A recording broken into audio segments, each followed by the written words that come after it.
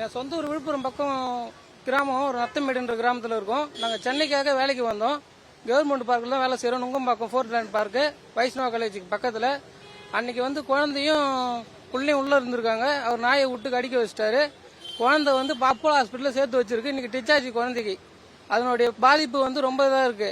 குழந்தை உரிமையாளரும் வரல, கார்பரேஷன்லேருந்து இது வரைக்கும் வரல. டிஸ்சார்ஜ் பண்ணிட்டாங்க. இப்போ குழந்தைய வெளியே கூட்டும் போக சொல்றாங்க. இது வரைக்கும் அந்த ஆக்ஷனும் எடுக்கல. கவர்மெண்ட்டே எடுக்கல. இந்த நாய்க்காரன் நான் பதில் சொல்ல. இப்போ நான் குழந்தைய கூட்டும் போயிட்டா பிற்காலத்தில் நான் குழந்தைய வச்சு நான் என்ன பண்ண முடியும்? நான் சாதாரண ஒரு கூலி தொழிலாளி தான். நான் அந்த ஹாஸ்பிட்டல் என்ன இட்டு பார்க்க முடியுமா? என்னால் பார்க்க முடியாது. அந்த ஃபுல் செலவு கார்பரேஷன் ஒத்துக்கணும். அந்த அப்போலோ ஹாஸ்பிட்டலுக்கு தேவையான உரிமை அவங்க கொடுத்துக்கணும். எனக்கு எதனா ஒரு கவர்மெண்ட் வேலை வாங்கி கொடுக்கணும் கார்பரேஷனில்.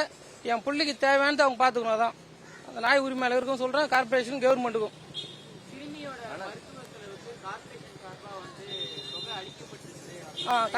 கார்பரேஷன் அதான் தெரியல, அது தெரியாது நம்மளுக்கு. தெரியாது, அது அப்போலோ ஹாஸ்பிட்டலுக்கு தான் சார் அது தெரியும். அதனுடைய அமௌண்ட் எவ்வளவு நம்மளுக்கு தெரியாது. அவங்க பில்ல வரவங்களதான் தெரியும். ஹாஸ்பிட்டலுக்கு தான். ஆனா இது வரையிலும் மாநகராட்சி உதவி செஞ்சிருக்குது, போலீஸ் ஸ்டேஷனு. இப்ப கொஞ்சம் பரவாயில்ல, நார்மலா இருக்கு. இப்ப டிஸ்சார்ஜ் பண்ணிருக்காங்க. நான் அடுத்த வாட்டி திரும்பி இந்த ஹாஸ்பிட்டல் பக்கம் எப்படி பார்க்க முடியும் குழந்தைய? டிஸ்சார்ஜ் பண்ணிட்டாங்க, சைன் பண்ணிட்டாங்க. டாக்டர் தான் பண்ணி இருக்கிறார். குழந்தைக்கு தேவையான படிப்பு செலவு முதலமைச்சர் ஏத்துக்கணும். இந்த நாய்க்காரு குழந்தைக்கு என்னவோ அவரும் பாத்துக்கணும்.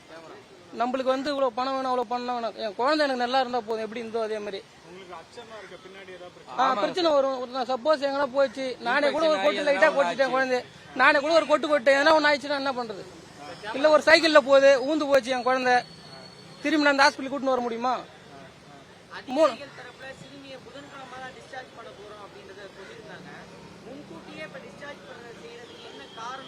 அதான் சார் தெரியல. இருந்தாலும் டாக்டர் சைன் பண்ணிட்டு போயிட்டாராம் டிஸ்சார்ஜ் சொல்லிட்டு. அந்த நர்ஸ் இந்த மாதிரி உங்களுக்கு டிஸ்சார்ஜ் பண்ணிட்டாங்க, நீங்க வெளியே போலாம் அப்படின்னாங்க. நாங்க எது ஒண்ணுமே இல்லாம நாங்க எப்படி போக முடியும்? இன்னும் 3 இன்ஜெக்ஷன் இருக்கு குழந்தைக்கு வேற. அந்த 3 இன்ஜெக்ஷன் இப்படி தாய்க்கு 2 இன்ஜெக்ஷன் இருக்கு. நான் எப்படி போட முடியும் இந்த ஹாஸ்பிட்டல்ல? எதுவுமே இல்லாம வேலையை விட்டு வரும். அது இன்னும் எதுவும் சொல்ல. அவர் தான் பார்த்தாரு, அவர் தான் டிஸ்சார்ஜ் சைன் பண்ணாரு காலைல 10 மணிக்கு.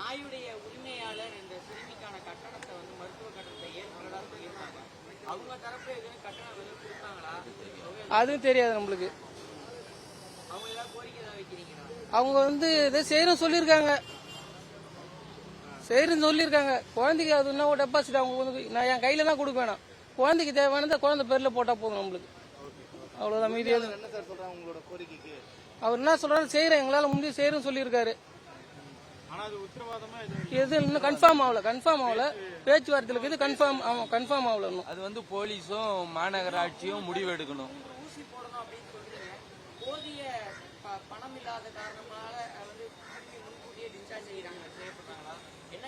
அதான் தெரியலங்க சார். ஃபுல்லா கார்பரேஷன் தான் பார்க்க இருந்துச்சு.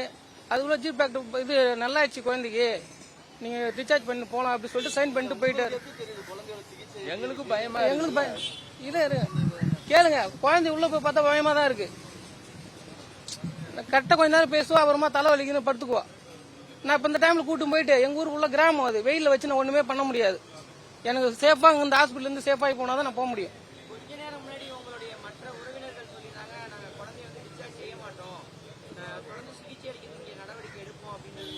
ஆமா, நாங்க பாத்துட்டு தான் சார் போனோம் குழந்தைய. நான் போயிட்டுனா வர முடியாது சார். இன்னும் 200 கிலோமீட்டருக்கு அந்தாண்டு இருக்கேன் நான் போயிட்டு அங்கிருந்து கார் வச்சுன்னு வர முடியாது. வருமானமும் நின்று போச்சு. நான் குழந்தைய வச்சு நான் என்ன பண்ண முடியும் சொல்லுங்க? சொல்லியிருக்காங்க. இல்ல அவர் கார்பரேஷன்ல வேலை வாங்கி தரேன் அப்படின்னு இருக்காங்க. அவர் ராமமூர்த்தி சார், ராதாகிருஷ்ணன் சார் வாங்கி தரோம் கொடுத்துருக்காரு. ஆனா இன்னைக்கு இது வரைக்கும் வரல. டிஸ்சார்ஜ் பண்ணியாச்சு, அவரும் வரல, யாரும் பாக்கல. ஏன்னா திடீர்னு அவங்க வாய் வார்த்தையா சொல்லிட்டு போயிட்டு நான் டிஸ்சார்ஜ் பண்ணி நான் ஊருக்கு போயிட்டு அதை இன்னோட விட்டுருவாங்க. அதுக்காக தான் ஒரு இது.